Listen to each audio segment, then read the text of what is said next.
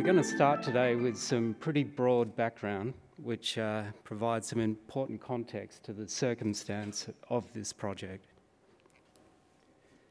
Australia is mostly arid, but benefits from a narrow eastern coastal plain, which receives good rainfall, supports abundant life, and is where most Australians choose to live. Maitland lies within this plain alongside the Hunter River at the base of the Great Dividing Range, which divides the East Coast climatically from the rest of Australia. The Hunter River rises off the Great Dividing Range before heading east to the coast through the Hunter Valley, which is one of the flattest pathways to Australia's interior.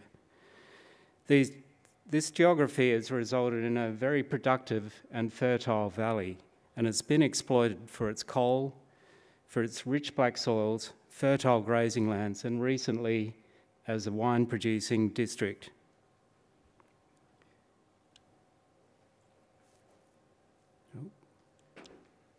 Maitland was established in the early part of the colonisation of Australia as an inland port to service this very productive and burgeoning Hunter Valley district. It attracted rapid investment and quickly became the second largest town in Australia for a period in the early 1800s. But it was a town that was plagued by floods from time to time, and although it managed to trade through these, there was a devastating flood in 1955, which caused loss of life and severely damaged buildings and infrastructure. A levee bank was constructed to protect the main street and the town centre, shown here in operation during a recent high rain event. But investment had moved elsewhere. By 2006, the population of Maitland had dwindled to just 40% of what it was in 1955. And as evidence in this survey of spending here, Maitland on the left, you can see, is being left behind by neighbouring towns and the wine-growing district on the right. So the challenge for Maitland was very clear: how to arrest this serious urban decline. Local government was working on two fronts. The first, to try to restore business investment in the place, and they were doing that through re-engineering the levee bank, putting in better precautionary measures and so forth. But the second part was to rethink the public realm of the township, to try to attract people, get footfall and increase spending. McGregor Coxall landscape architects were employed to rethink the main street, and they enlisted our help to collaborate and to design associated small structures. Upon visiting, we were struck by how empty the main street was, but also amazed by the quality of the streetscape itself. And it's precisely because of this long period of decline, all of those wonderful buildings from the early prosperous years were still there intact. We were also struck by the complete absence of the river in the experience of this place, which is hard to believe looking at this aerial. So what really stood out for us at what Maitland had to offer was this very rich collection of intact, fine, early Australian architecture, and it somehow needed to find a way to tap the environmental quality and scenic amenity of the river. And if you think about those two attributes, they're a good starting point for a new economy, a place-based lifestyle and experienced economy. Local council already had in place a strategy to reconnect to the river, but they were largely along narrow pathways and in many instances were cut off by the levee bank itself. We wanted to propose a much more substantial connection at the end of Bolworth Street, shown on the right here, that would become a terminating element to the street, but also was where the high street was at the same relative level to the top of the levee bank. As luck would have it, there were 3 poor quality single-storey shops in this location, and as a kind of unsolicited proposal, we put to council the idea of acquiring these shops to make a civic scale connection to the river. To the council's credit, they understood the value of this idea and we had a project. We wanted it to be much more than just a connection, so we evolved the brief to be a public space to overlook the river. It would be like a community lounge for local residents. It would be an event space as well. It would have public toilets housed in one side of the building and a restaurant in the other to accelerate visitation and activation of the riverfront.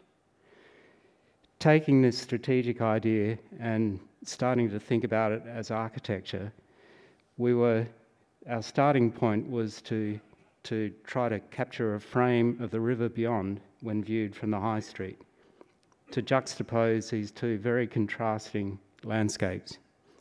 The second part was to create a very comfortable and inviting place to sit and enjoy the amenity of the river.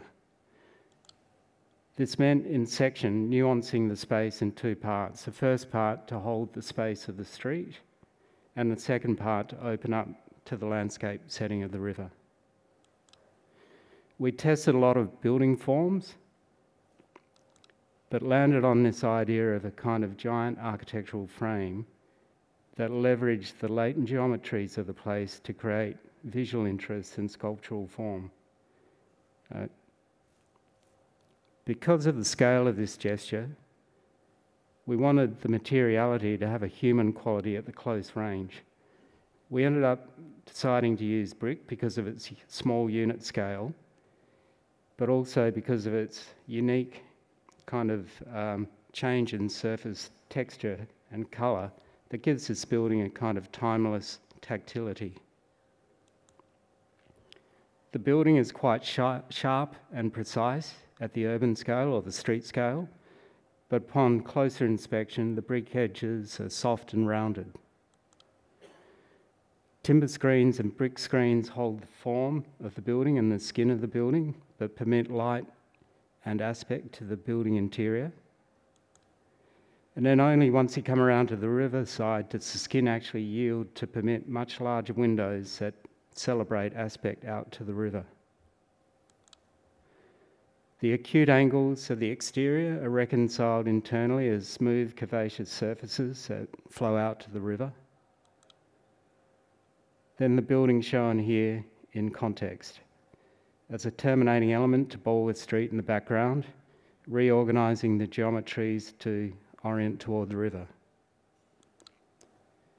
On approach, the building looms intriguingly in the streetscape. Then from within the high street, the expression of the building is quite mute, and that's really to emphasise the sharp aperture to the landscape beyond. The threshold moment as you move from the tight confines of the urban street to the open landscape quality or parkland quality of the river. And then once you emerge onto the riverside, it's sunny, it's got this wonderful aspect out over the river, and the building really opens up to engage with this. Looking back from the river.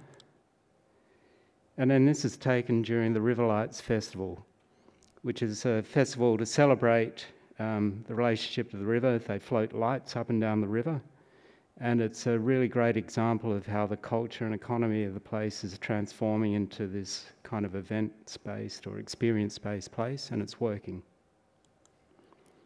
The building frames the high street when looking back, and then the forgotten landscape for so long. The mayor commented as she watched two people who've lived in the area for 60 years walk through the building and gaze upon the river as if for the first time, in the moment, experiencing the landscape like never before. To us, it's ironic that we're calling upon the river that devastated the place in 1955 to again be the life force to uplift the spirit and prosperity of the place. Thank you.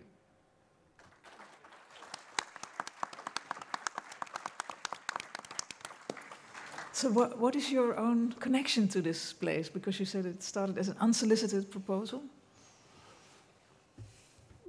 It was, because we were working with landscape architects to redesign the landscape of the main street.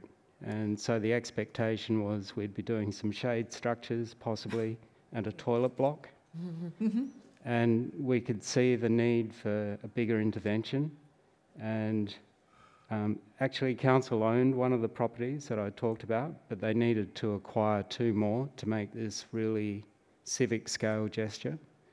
And so we put this to the council in a council meeting, and they voted to support it. And then they lobbied the state government for funding to make the project happen. Okay. Frederick, yes. Well, I want to compliment you on, I think, the volume and the way you fitted in this new piece in this riverfront is really of exquisite good taste. Thank you. And I think it works very well. The only question I would have is, the point of the Commission was regaining the relationship between the High Street and the river. There's a lawn between your building and the river, and one wonders, well, how does that relation operate? Do people just sit on that lawn, or... And that's one thing. The second thing, you showed an impressive photograph of how this place was flooded years ago. That doesn't seem... Couldn't that happen again in this situation? It could. So the engineering of the levee bank has been to prevent fast-moving floodwaters through the town centre, and that's a major risk to life, is fast-moving water. So that's been diverted away from the town centre, but it can still flood. So they've got warning systems in place to evacuate much better, but they're thinking about building design more as accepting and accommodating and releasing flood water, as opposed to trying to make it never happen, which is a sort of conceptual leap, I guess. Mm-hmm. So you can't make a design on that lawn. That would be too dangerous because people would linger there and...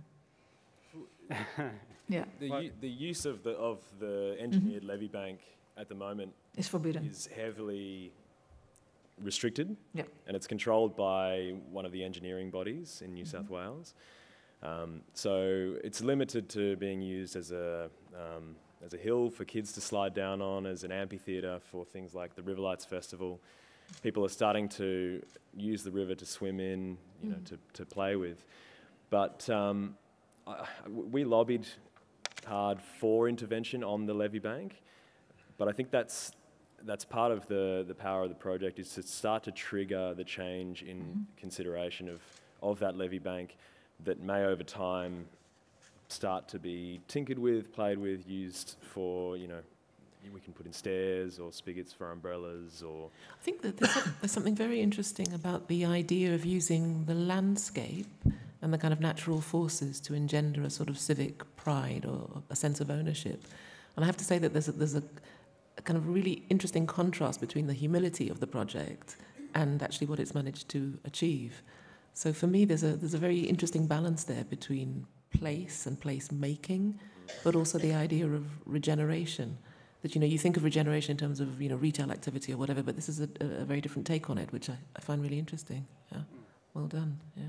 I think what we really imagined was people enjoying the main street, shopping, socialising, eating, drinking, and then taking a walk along the riverfront. And on top of that, what we're starting to see now is that the buildings that are all oriented away from the river are starting to open up to address the river. It actually faces north, which is the preferred orientation in Australia. It's sunny and warm in winter. So it's a really delightful environment to actually spend some time in. And the idea of layering that on to the experience of the main street was really a part of what we thought would make this place different. In terms of the economic transformation, when we first arrived to that high street, that empty high street, 50% of the shops were empty, vacant, and currently zero of the shops are vacant. And a number of those tenancies have started to address the river, started to renovate, open up their northern aspect, and a number are still that's still in development. Well, I don't have any questions, but I do have a comments, and I love the project. It's really a perfect interpretation of what is the, what Lao Tzu mentioned in 2,000 years ago, that what is contained is more important than the container. And in this case, I think you interpreted the function of this connection between the river and the street in a very perfect way. It's simply lovely. Thank you. Thank you very much. Nice compliment to end with, yes.